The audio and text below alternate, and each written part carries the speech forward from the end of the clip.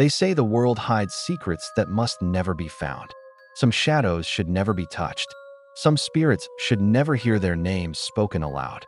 Ethan and Maya had no idea they were walking straight into the jaws of such a secret.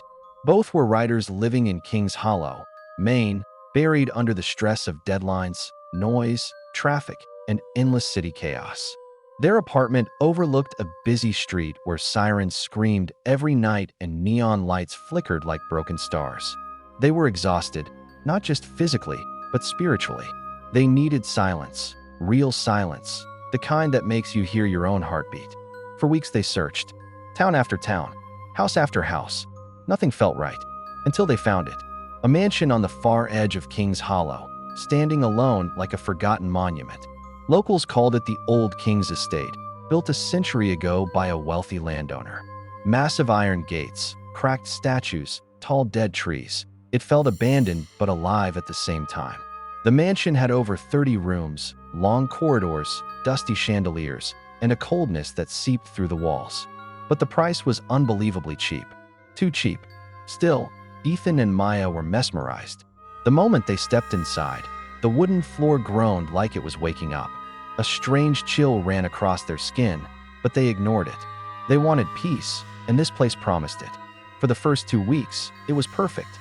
They explored room after room, laughed at the strange old portraits, admired the architecture, and felt they had finally escaped the suffocating grip of the city. Until the night Ethan heard the whispers. It was a soft sound at first, a faint tapping from beneath the floor. Then a whisper, low and cold, like someone breathing inside the walls.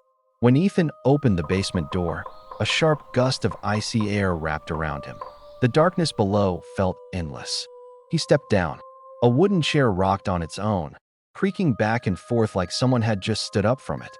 Right beside it, an old wooden box trembled gently, as if something inside was moving.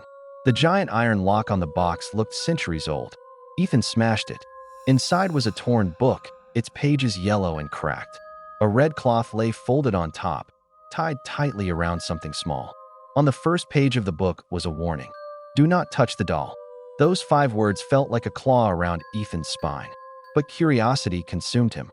He unwrapped the red cloth. Inside was a doll. A horrifying doll. Its eyes were pure white. Its body was pitch black, as if burned in fire. Cold air poured out of the cloth as though the doll itself was breathing. That night, whispers followed Ethan. When he closed his eyes, he heard his name. When he opened them, the room fell into terrifying silence. Something had awakened. Something that had been waiting for a very long time. Ethan became obsessed with the doll. He read the torn book for hours, tracing every burnt page with shaking fingers. The book spoke of ancient rituals, lost spirits, and a warning repeated again and again. The 100-year spirit must not be disturbed. But Ethan kept reading. The more he read, the more he felt watched. Maya noticed he barely ate, barely slept. His skin was pale, his eyes sunken, his hands trembling. He kept the doll close, too close, claiming he needed to study its history. Maya felt a knot tightening inside her chest. Something wasn't right. One night, while Ethan sat in his study, a violent sound echoed outside. A blood-freezing scream. Not human, not animal.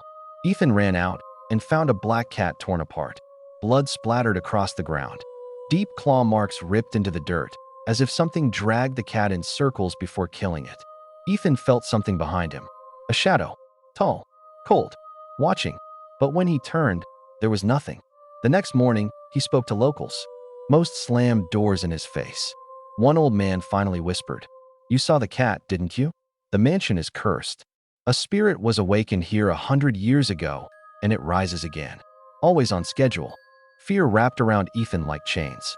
The old man sent him to a church in town. The father listened to Ethan's story with a stiff expression and trembling hands. After a long silence, he handed Ethan 2 cats. "Protect these for 2 days. If they survive, I will come. If they don't, then God help you." Ethan returned home. Maya stared at the cats, horrified. "Why are you bringing strange things into this house?" she cried. But Ethan only whispered, "They will protect us." The next 2 days were hell. Lights flickered, doors slammed, footsteps echoed in empty rooms. Cold breaths touched their necks. Maya cried at night while Ethan sat awake, staring at the doll. When the father finally arrived, he carried skulls, animal bones, and strange objects wrapped in cloth. Maya froze in terror. "What are you doing?" she asked. "Saving you," the father muttered. He built a ritual circle in the basement and placed the doll in the center. As he chanted, the air grew heavier. The basement lights flickered wildly. The walls vibrated. The cats began hissing. Then, the chairs rattled violently. The floorboards shook. A deep thud echoed from the darkness. A black shadow crawled out of the far corner. It grew and grew until it touched the ceiling. The cats went mad, clawing each other, hissing, screeching, until both tore each other apart. Blood splattered across the ritual circle. The father screamed, "Do not touch the doll. It will awaken fully." But Maya, shaking in panic, grabbed the doll, sliced its neck, and threw it into the fire. The father froze with horror. "You have doomed us all."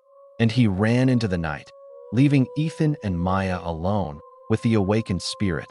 The moment the father left, the mansion changed. The air became thicker, colder. Every shadow seemed to move. Every corner felt alive. Ethan started seeing burned faces in the mirrors, twisted, pale, staring silently before vanishing. The floors creaked even when no one walked. The sound of someone breathing behind him became constant. Maya tried to keep calm, but the tension inside the mansion kept tightening like a fist around her throat. That night, they argued, a loud, painful fight that shattered whatever peace was left between them. Both cried themselves to sleep, exhausted. Morning brought no relief. Maya screamed, a scream so sharp it felt like it cut through Ethan's bones. He ran to her room and found her shaking violently. "My parents' house burned down last night. They are all gone," she whispered. Ethan felt his world collapsing. The curse was spreading beyond the mansion now. Later that day, they heard that the father was found dead in the woods. His body was torn apart, bruised, dragged across the dirt like an animal. Ethan's breath shook with fear. He ran to locals again, demanding the truth. A group of old villagers gathered and told him the full story. 100 years ago, a woman tried to control the spirit using the same doll. But instead of controlling it, she awakened it. The spirit killed everyone in the mansion. 500 people died in one night. Diseases spread across towns. Bodies filled the streets. And now, the 100 years were up. The spirit was back. Ethan felt his knees weaken. He ran home, desperate to save Maya. But the moment he stepped inside the mansion, he smelled blood. A sharp, metallic odor. Cold air pressing against his skin. Whispers crawling through the halls. Then, another scream. Maya's scream. He sprinted to her room and froze in horror. Maya stood completely still, a knife in her hand. Her smile stretched unnaturally wide, bones cracking beneath her skin. Her eyes were pure white, the same white as the doll. Behind her towered the black shadow, now monstrous, its form twisting like smoke. "Maya, please don't," Ethan whispered. She tilted her head slowly, like a puppet. Then she lunged. Their screams echoed through the entire valley. Neighbors outside heard everything. The thuds, the screams, the choking breaths, the shattering glass. When the screams suddenly stopped, the neighbors knew something was terribly wrong. They entered the mansion. A cold, terrifying silence swallowed them. The mansion was completely still. Every corner felt heavy. Every room smelled like blood and smoke. The air was so cold it made breath turn white. On the walls, written in fresh blood, were the words, "Everyone in this mansion will die." The villagers trembled. Still, they walked deeper into the mansion. The floors were sticky with blood. Furniture was overturned.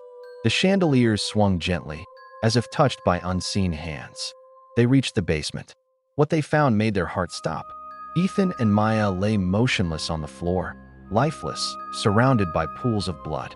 Their bodies looked twisted, as if something had dragged them across the room. But the doll, the wooden box, both were gone. Police arrived within minutes. Officers searched every inch of the mansion. They found Ethan's journal, his handwriting shaking across every page, detailing everything that happened. The whispers, the doll, the rituals, the shadow, the deaths.